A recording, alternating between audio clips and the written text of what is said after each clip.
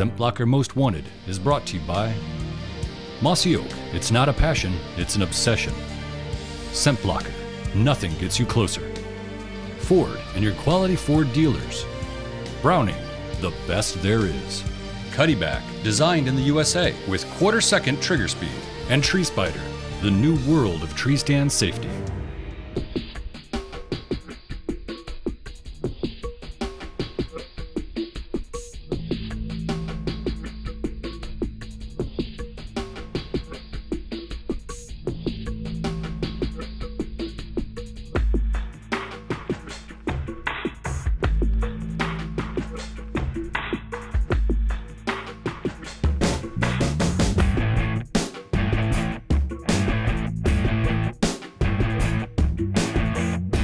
Hey, this week we're back in the mountains of south central New Mexico hunting with my good friend, Joseph Graham. This was a bad season for us, weather-wise that is. We were fighting rain the whole archery elk season. But eventually, Joseph got his bull a really big 6x7. He was going away, and I shot him, and it went in, behind the hind quarter and went right into the boiling room. And he run down there and laid down, so I just sat down and watched him and watched him and watched him, and finally he just stood up and took about 7 or 8 steps and fell over. We typically usually hunt the second season. The first one's good, but the second one's always better. But this has been a good first season now. The bulls are just screaming up here right now. I mean, you can see the weather. Yeah. We had some hot days there for a while, and today was the day. We've been hunting together for 15 years. If you want to go on a quality elk hunt, see a lot of elk, get opportunities to shoot one, you got to close the deal. You need to give Joseph Graham a call. But as my season started, the rain would not quit, just torrential downpours. Our electronic equipment that we carry around to film these hunts out there does not like moisture. So we were stuck at Joe's for days. But we had some good opportunities to sit around and reminisce about all the great elk hunts we've had over the past 15 years there. And here's a couple of the highlights that I think you'll enjoy.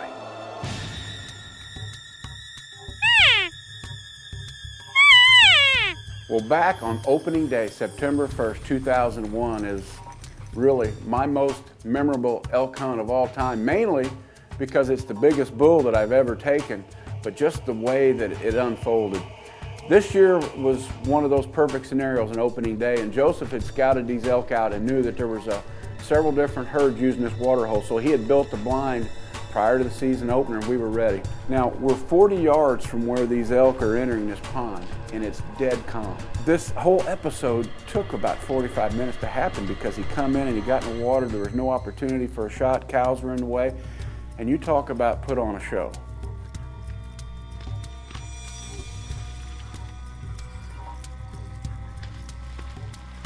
I cannot explain to you how tense this moment was. This was the biggest free-ranging wild bull elk I'd ever seen in my life.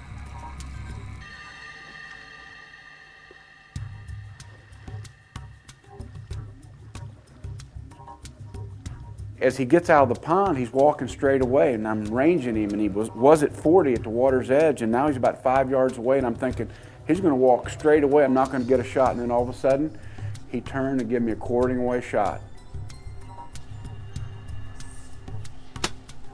When I shot him, it buried to the fletch, and he turns around and looks at his side like, what in the heck? And then all of a sudden just took off on a crash and run and almost run us over in the blind, come right behind us and right on by. And Joseph and I are finally looking and hugging each other and stuff and thinking, holy cow.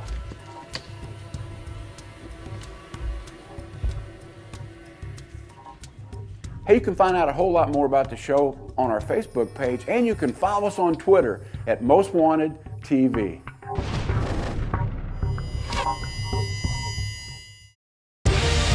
ScentBlocker Most Wanted is brought to you by Matthews Solo Cam, catch us if you can, and Rage, leading the evolution in lethal technology.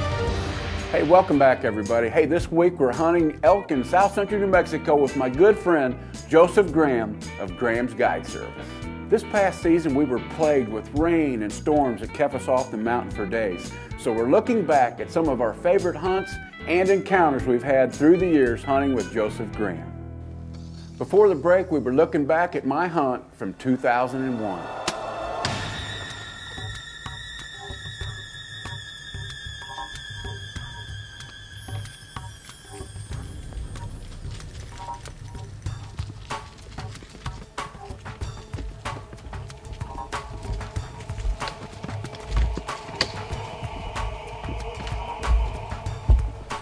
You know, before we found this bull, we knew that he was huge. I mean, we seen him with our eyes, we played it back in the viewfinder, but until we walked up on that thing, there's no words describing how really big he was. Hurry up, man. Oh my gosh. Oh my gosh. I can't believe it. Oh my God. You know, not that score means anything, but this bull gross scored 393 inches. He had 7 points on one side, 9 on the other, and the tines were extremely long, all in the 20-inch range. The bull only had a 34-inch spread. He had injured his skull plate sometime in his life, and the pedicles were pushed back, and he didn't have a normal spread. So, but I tell you what, as I said earlier, I was not going to cull that bull because he was narrow. I can't believe it. This is a dream come true. 20 years of elk hunting, finally coming together to get what I call a true trophy bull. As I said earlier, last year's archery elk season in New Mexico was a wet one. But this morning was going to be clear at daylight anyway, so we were back out there after them. Looks like the weather's just on the west side of us and it's going north. We're just barely getting a little bit of it. A little bit of it is too much of it after 4 days. Anyway, that's what we're dealing with. By the time we walked a couple miles in from the truck and crested the mountain that we wanted to call off into this valley, there was a little bit of sunshine coming through the clouds.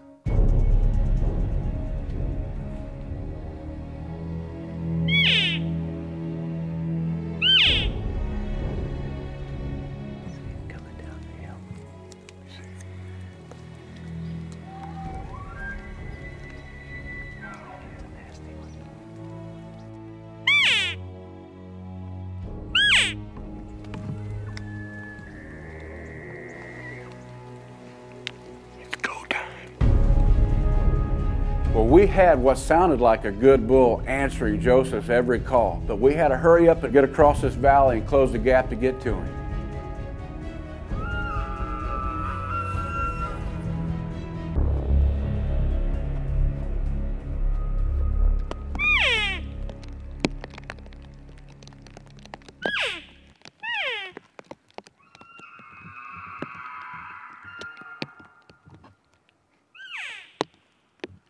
There's bulls bugling all around, and this one is getting closer and closer. Joseph and Riker are calling to me, off to the side of me, and then bang, there he is.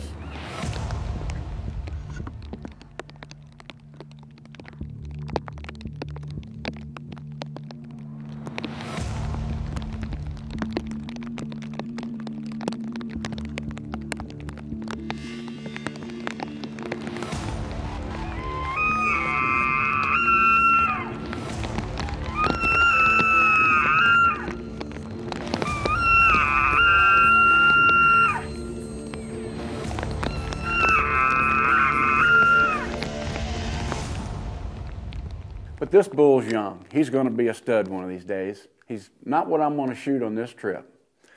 But close encounters like this is why you hunt with somebody like Joseph Graham. You have them every year. But it reminds me of some great encounters that we had from 2007. The scenario here is I'd already killed about a 325 6x6, a really nice bull. There was a few days left in the season, and the elk were in full rut and just screaming. It's that time that just makes you an elk hunter. So I didn't go home. I went back up on the mountain just to call and film elk. And as it turns out, it was the right day.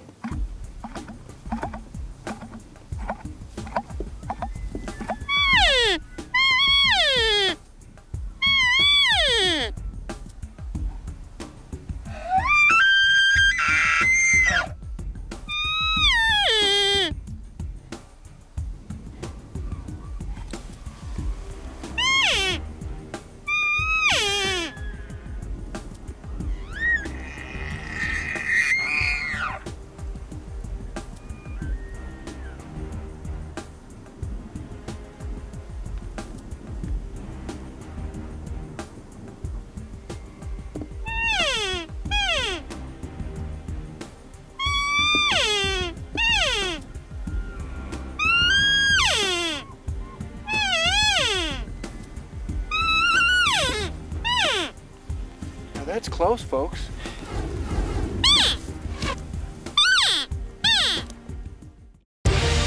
ScentBlocker Most Wanted is brought to you by the Whitetail Institute of North America. Deer nutrition is all we do. And S4 Gear, meeting the demands of nature and those who tame it. You know, hunting big game in the West in wide open spaces can create some challenging situations for concealment. In fact, most Western big game hunters that I know swear by Mossy Oak's brush pattern for stalking up on muleys, pronghorns, when there's hardly any cover to speak of. But as you can see from all the video we've shown you through the years, when I'm hunting out here in New Mexico, I stick with Breakup Infinity. But up here on the mountain, we're hunting amongst pinyon pines, cedars, oak brush. Shoot, there's even some trees with acorns up here. There's all kinds of different browns and greens mixed in. So that's why up here on the mountain, we stick with Breakup Infinity, because it really helps us disappear. And that's the amazing thing about all of Mossy Oak's patterns. They make the hunter nearly invisible.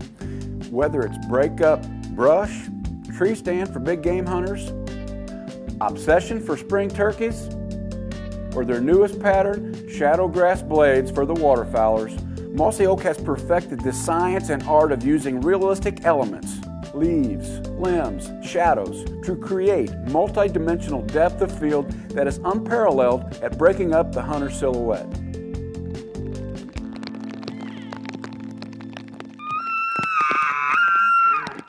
Well, after a really wet start, these bulls are really starting to get hot.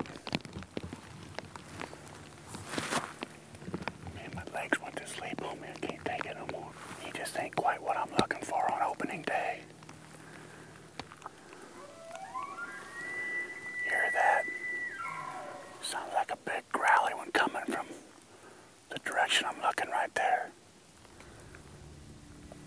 We're going to let him walk because this one over here sounds much bigger.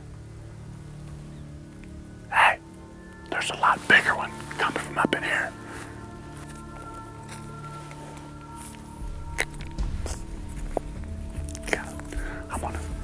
I'm gonna step up here a little bit if you go down there.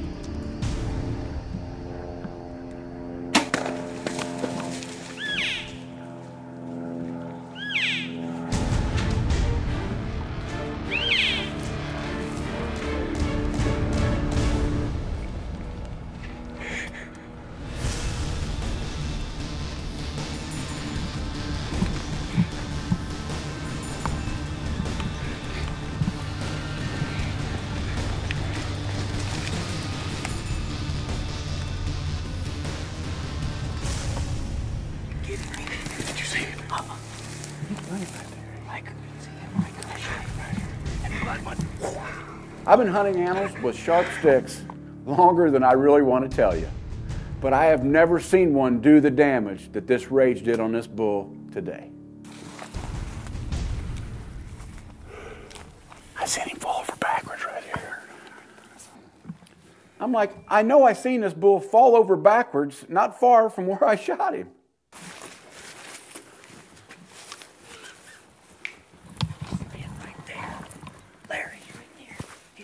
Here he is.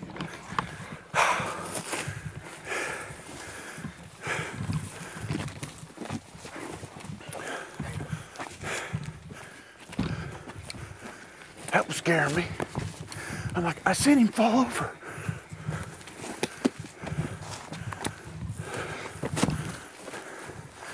Time's up.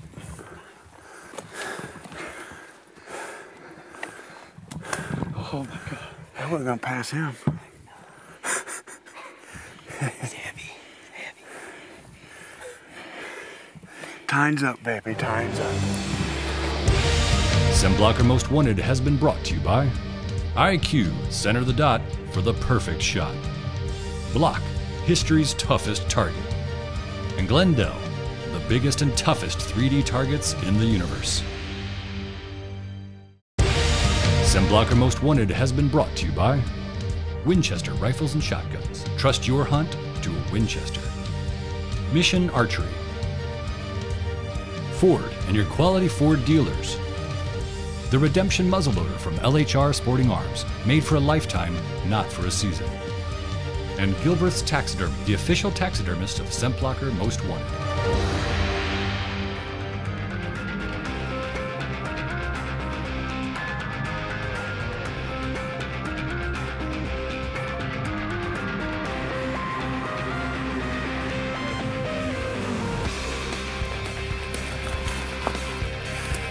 I tell you why I did what I did.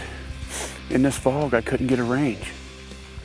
Without that one tree, there's about 12. I'd look up the hill, 12 yards on stuff that's obviously 50 or 60. Same problem. And I was afraid for him. I think he would have walked on out in the open or did something. But I'm like, I got a gimme shot right there, and I can't get a range. And Hey, he didn't go anywhere. no. I mean, you shot him less than 3 minutes ago, and we're already on top of it. Well, I seen him fall backwards over the hill. Look at the body on this thing. That's a full-grown individual.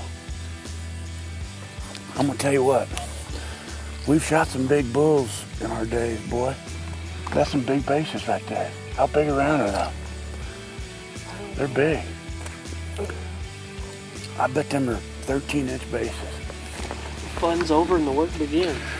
You know, that's the thing about this. We have got some work to do now, because we are literally 2.5 miles from the truck, and every bit of this has to be carried on our backs out of here.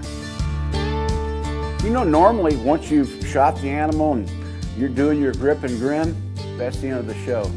But this week we thought we'd show you what goes into after the kill, which, as any big game hunter knows, after you kill it, that's when the hard work begins. You know, we hunt areas that are hard to get to, and that has a lot to do with our success. When you kill a big bull like this thing's got to come out of there in about 5 or 6 pieces. Luckily, we had cell phone service where we were at, and Joseph called his neighbors, Mike and Jericho Testerman, and they hiked in to help us with the pack out.